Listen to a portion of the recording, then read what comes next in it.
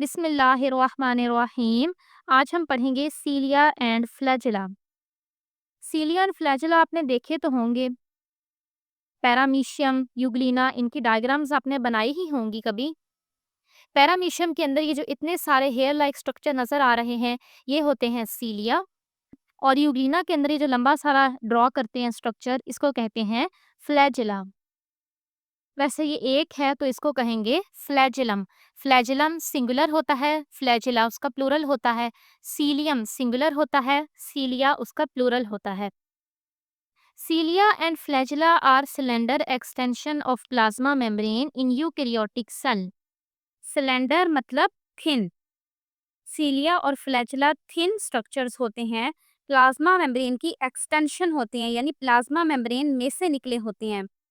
सीलिया और फ्लैजिला दोनों के ऊपर प्लाज्मा मेम्ब्रेन मौजूद होती है। सीलिया और फ्लैजिला यूकैरियोटिक सेल में होती हैं। ये पैरामीशियम, यूग्लिना, ये दोनों यूकैरियोट्स हैं। कभी आपने बैक्टीरिया की डायग्राम देखी होगी, उसमें भी कभी फ्लैजिला बना होता है, फिर उसमें क्यों फ्लैजिला होता है? हालांकि बैक्टीरिया तो प्रोकैरियोट है। उसके फ्लैजिला में और यूकैरियोटिक फ्लैजिला में बहुत ज्यादा फर्क होता है। बैक्टीरिया का फ्लैजिला बिल्कुल सिंपल होता है, एक प्रोटीन का बना होता है, उसके ऊपर कोई मेम्ब्रेन भी नहीं होती। जबकि यूकैरियोट्स के सीलिया, फ्लैजिला, इनका अच्छा सा स्ट्रक्चर होता है। The flagella are longer and few in number, perform independent movement, while cilia are smaller in size and many in numbers. Flagella का साइज बड़ा होता है और फ्लैजिला कुछ ही होते हैं। एक सेल के पास सिर्फ एक या दो फ्लैजिला होते हैं। और सीलिया का साइज छोटा होता है और सीलिया न्यूमरस यानी कि कई सारे होते हैं। फ्लैजिला इंडिपेंडेंट तरीके से मूव करते हैं, यानी एक फ्लैजिला आज़ादी के साथ मूव कर सकता है, जबकि cilia they perform function in synchronized manner, that is one after the other. जबकि सीलिया इस तरह से सिंक्रोनाइज्ड मैनर में मूव करते हैं। सारे सीलिया एक साथ मूव नहीं करते, बल्कि एक के बाद मूव करते हैं, जैसे वेव होती है ना वैसे। यानी एक ने आगे मूव किया, दूसरा वाला भी उसके साथ फिर आगे आएगा, उसके बाद वाला फिर आगे आएगा, फिर वो जब पहले वाला वापस पीछे जाएगा, फिर वो दूसरा वाला भी पीछे को जाएगा, तीसरा वाला भी पीछे को जाएगा। इस तरह से इनकी मूवमेंट होती है, एक के बाद एक मूव करता है। Both cilia and flagella share common internal structure. Cilia और फ्लैजिला इन दोनों का अंदर से स्ट्रक्चर सेम होता है। क्या स्ट्रक्चर होता है? Each contains a ring of 9 fused pairs of microtubules with an unfused pair in the center of the ring as shown in figure 3.23। देखें इस फिगर को जो नेक्स्ट पेज पे बनी भी हुई है। अंदर से इनके अंदर माइक्रोट्यूब्यूल के 9 पेयर्स होते हैं। ठीक है, ये देखें, ये एक पेयर है और इस तरह के टोटल 9 पेयर्स मौजूद हैं। और इन पेयर्स में माइक्रोट्यूब्यूल्स फ्यूज्ड है, यानी दोनों आपस में जुड़ी हुई हैं। और सेंटर के अंदर आप देखें, सेंटर के अंदर भी एक पेयर मौजूद है माइक्रोट्यूब्यूल का, लेकिन वो अनफ्यूज्ड है, यानी वो दोनों सेपरेट है, आपस में जुड़ी नहीं हुई हैं। यही स्ट्रक्चर अंदर से सीलिया का भी होता है, फ्लैजिला का भी होता है। अंदर से ये स्ट्रक्चर होता है और ऊपर प्लाज्मा मेम्ब्रेन मौजूद होती है। जैसे यहाँ पे भी देखें, ये है प्लाज्मा मेम्ब्रेन और इस तरह से अंदर ये माइक्रोट्यूब्यूल्स मौजूद हैं। This pattern of microtubules is produced by a basal body kinetosome located just beneath the plasma membrane. Cilia and flagella, इन दोनों की बेस पे काइनेटोसोम मौजूद होता है। काइनेटोसोम को बेसल बॉडी भी कहते हैं। जैसे यहाँ पे भी देखें, पिक्चर में बना भी हुआ है बेसल बॉडी काइनेटोसोम। ये भी माइक्रोट्यूब्यूल्स का ही बना होता है और ये सिर्फ बेस पे मौजूद होता है। ठीक है, और आप समझ लें कि ये सेल के अंदर होता है। जैसे ये सेल है, सीलिया एंड फ्लैजिला इसमें से निकल रहे हैं, तो इनकी जो बेस है, जो सेल के अंदर हिस्सा मौजूद है, वो होता है ये बेसल बॉडी। और जो हमने अभी स्ट्रक्चर देखा था, माइक्रोट्यूब्यूल्स के 9 पेयर्स थे और सेंटर में भी एक पेयर था, वो सारा स्ट्रक्चर जो बाहर मौजूद है सीलिया एंड फ्लैजिला उसमें होता है। फिर आगे वही लिखा हुआ है कि सीलिया और फ्लैजिला में मेन डिफरेंस होता है उनके नंबर का, कि सीलिया ज़्यादा होते हैं, फ्लैजिला थोड़े होते हैं। और साइज का भी, ठीक है। सीलिया छोटे होते हैं, फ्लैजिला बड़े होते हैं। और जिस डायरेक्शन में ये फोर्स लगा रहे होते हैं उसका भी फर्क होता है। सीलिया का साइज लिखा हुआ है 10 से लेके 25 माइक्रोमीटर, और ये फोर्स लगाते हैं प्लाज्मा मेम्ब्रेन की तरफ। फ्लैजिला का साइज होता है 50 से लेके 75 माइक्रोमीटर तक, और ये फोर्स लगाते हैं प्लाज्मा मेम्ब्रेन से परपेंडिकुलर, क्योंकि इनका साइज बड़ा होता है ना, इसलिए। Flagella perform upward and downward movement with a continuous bending wave like motion with distinct power. Flagella ऊपर नीचे मूव करते हैं, उसकी वजह से वेव लाइक पैटर्न बन रहा होता है। जैसे समझ लें ये है फ्लैजिला, जब ये ऊपर नीचे मूव करेगा तो इस तरह से वेव लाइक लगेगा दिखने में। Movement mechanism of cilia and flagella. Cilia and flagella कैसे मूव करते हैं? Flagellary movement occur as planar waves. It is contracting wave that passes either from the base to the tip of the flagellum or in the reverse direction to produce forward or backward movement. देखें, एक flagella है यूं सीधा, wave बनना किसी भी side से start हो सकती है। यहाँ से तो देखें वो सेल के साथ जुड़ा हुआ है। वेव अगर इसकी बेस से क्रिएट होगी तो आगे की तरफ जाएगी, टिप की तरफ, इस तरह से। तो इससे वो सेल आगे की तरफ मूव करता है। और अगर ये वेव क्रिएट हो रही है टिप पे और वहां से बेस की तरफ आ रही है, तो उससे ये सेल बैकवर्ड मूव करता है। ठीक है, वेव जा रही है बेस से टिप की तरफ तो सेल आगे जाएगा, और अगर टिप से बेस की तरफ आ रही है तो सेल पीछे जाएगा।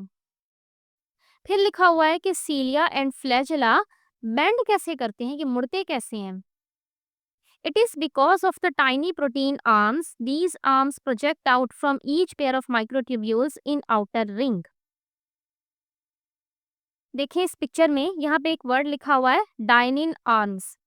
ये जो ब्लू कलर का आपको स्ट्रक्चर नजर आ रहा है, ये आर्म्स होते हैं, प्रोटीन के बने होते हैं और माइक्रोट्यूब्यूल के पेयर के साथ जुड़े होते हैं। These arms attach to neighboring pair of microtubules and flex, thereby moving the first part along relative to the second. कैसे होती है बेंडिंग? ये आर्म्स आगे बढ़ के अपने जो साथ वाले नीबरिंग माइक्रोट्यूब्यूल के पेयर्स हैं उनको पकड़ लेते हैं और उनको अपनी तरफ खींचते हैं। ये खींचेंगे तो क्या होगा?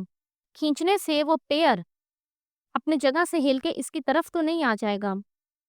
क्यों? क्योंकि ये सारे आपस में जुड़े होते हैं। The basal body firmly anchor the bottom of all microtubules in the entire cilium and flagellum. Basal body में सारे माइक्रोट्यूब्यूल्स को उनकी पोजीशन पे फिक्स किया होता है, तो इसलिए उस आर्म के खींचने से वो स्लाइड होके उसकी तरफ तो नहीं आ जाएगा, लेकिन उस खींचने की वजह से बेंडिंग इफेक्ट आ जाएगा और पूरा सीलिया या फ्लैजिला बेंड हो जाएगा। नेक्स्ट ऑर्गेनल है सेंट्रियोल। सेंट्रियोल प्रोकैरियोट्स में एब्सेंट होते हैं, यूकैरियोट्स में होते हैं, लेकिन ये प्लांट्स में भी एब्सेंट होते हैं, हमारे सेल्स में पाए जाते हैं ये। और इनकी कोई मेम्ब्रेन नहीं होती जो फॉस्फोलिपिड बायलेयर की बनी हो। Centrioles are short barrel-shaped structure of microtubules which are non-membranous lying perpendicular to one another. Centrioles short होते हैं, barrel shaped होते हैं। barrel देखा हुआ है ना, इसको कहते हैं barrel। और ये दो होते हैं, एक दूसरे से परपेंडिकुलर होते हैं सेल में। देखिए इस पिक्चर में भी दो है ना सेंट्रियोल, एक खड़ा हुआ है तो दूसरा साथ में लेटा हुआ है, यानी कि परपेंडिकुलर है एक दूसरे से। Each centriole is composed of 9 sets of triplet microtubules arranged in a ring. Structure कैसा होता है सेंट्रियोल का? माइक्रोट्यूब्यूल का ट्रिपलेट होता है। ध्यान से देखें, ये 3 माइक्रोट्यूब्यूल्स मौजूद हैं, यानी कि ट्रिपलेट है माइक्रोट्यूब्यूल का, और ये ट्रिपलेट 9 सेट्स की शक्ल में मौजूद है। इन सबको गिन लेंगे, टोटल बन रहे हैं 9 सेट्स होते हैं ट्रिपलेट ऑफ माइक्रोट्यूब्यूल्स के, और इनकी वजह से एक रिंग लाइक स्ट्रक्चर बन रहा होता है। सेंट्रियोल कहाँ पाए जाते हैं? एनिमल सेल में होते हैं और फंजाई लाइक प्रोटोक्टिस्ट में होते हैं। ये सेल में हर वक्त पाए जाते हैं, भले सेल डिवाइड हो रहा है भले नहीं डिवाइड हो रहा। लेकिन जब सेल डिवाइड होता है तब ये एक्टिव हो जाते हैं, क्योंकि तब इनका काम शुरू हो जाता है। सेंट्रियोल 2 होते हैं ना, तो सेल में जिस एरिया में ये दोनों पाए जाते हैं उसको कहते हैं सेंट्रोसोम, यानी कि दोनों को मिलाकर कहेंगे centrosome. At the time of cell division, the centriole duplicates and became two pairs, moved to the opposite sides of the cell, and thread-like fiber began to radiate from centriole in all directions called astral rays. जब cell के divide होने का time आता है तो ये centriole भी divide होते हैं और अपनी डुप्लीकेट कॉपी बना लेते हैं, यानी पहले एक पेयर था, अब 2 पेयर हो जाएंगे और एक पेयर मूव करके दूसरी साइड पे चला जाता है और फिर इनमें से स्पिंडल फाइबर्स निकलते हैं और इन सारे फाइबर्स के स्ट्रक्चर को मिला के कहते हैं एस्ट्रल रेज। ये जब आप सेल डिवीजन पढ़ेंगे ना तब आपको ये सारा समझ आएगा कि ये क्या है astral rays. The centriole also forms basal body kinetosome which form cilia and flagella. Cilia and flagella में जो बेसल बॉडी होती है उसका स्ट्रक्चर बिल्कुल सेंट्रियोल जैसा होता है, यानी कि 9 सेट्स होते हैं ट्रिपलेट ऑफ माइक्रोट्यूब्यूल के। तो इसलिए यूग्लिना, पैरामीशियम, इनके अंदर जो इनके सेंट्रियोल होते हैं वही इनकी सीलिया और फ्लैजेला के लिए बेसल बॉडी का काम भी करते हैं। नेक्स्ट है vacuole. Generally vacuole is non protoplasmic liquid fill vesicle in cytoplasm specially in plant cells. Vacuole के अंदर सारा लिक्विड भरा होता है लेकिन वो नॉन प्रोटोप्लाज्मिक होता है क्योंकि वो लिविंग नहीं होता। Vacuole animal cell, plant cell सब में पाए जाते हैं, लेकिन प्लांट सेल के अंदर बड़े बड़े वैक्यूल होते हैं, इसलिए वैक्यूल के मामले में ज़्यादातर जिक्र प्लांट्स का ही होता है। यंग सेल्स के अंदर तो काफ़ी सारे छोटे छोटे वैक्यूल होते हैं, लेकिन जब सेल मैच्योर हो जाता है तो वो सारे वैक्यूल मिल के बड़ा सारा सेंट्रल वैक्यूल बना लेते हैं। जैसे आप यहाँ पे भी देखें, इस पिक्चर में भी देखें, प्लांट सेल के अंदर बड़ा सारा वैक्यूल मौजूद है, सेंट्रल वैक्यूल। और प्लांट सेल के अंदर इसकी जो मेम्ब्रेन है इसको कहते हैं टोनोप्लास्ट। हमारे अंदर जो छोटे छोटे वैक्यूल पाए जाते हैं उनकी मेम्ब्रेन को हम नहीं कहते टोनोप्लास्ट, लेकिन प्लांट्स के वैक्यूल की मेम्ब्रेन को कहते हैं टोनोप्लास्ट। और ये टोनोप्लास्ट भी बाकी सारी मेम्ब्रेन्स की तरह फॉस्फोलिपिड बाइलेयर की बनी होती है। टोनोप्लास्ट सिलेक्टिवली परमिएबल होती है, यानी कुछ चीज़ों को अपने में से गुजरने देती है। टोनो का मतलब होता है टेंशन। इसकी वजह से वैक्यूल में एक टेंशन फोर्स क्रिएट होती है। The vacuole in plant cell is filled with cell sap and acts as storehouse. Plant cell के वैक्यूल के अंदर जो कुछ भरा होता है उसको कहते हैं सेल सैप। और इस सेल सैप में क्या क्या स्टोर होता है? इसमें वाटर होता है, आयंस होते हैं, न्यूट्रिएंट्स वगैरह होते हैं। इस वैक्यूल का मेन काम होता है to maintain turgor pressure inside plant cell.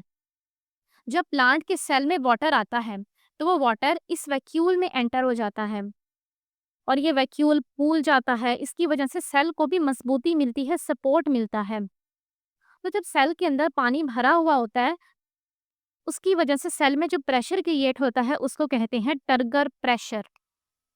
Turgor pressure help the plant cell to keep its shape by pressing the plasma membrane against cell wall. It maintains a nice rigid structure of plant. Assalamu alaikum.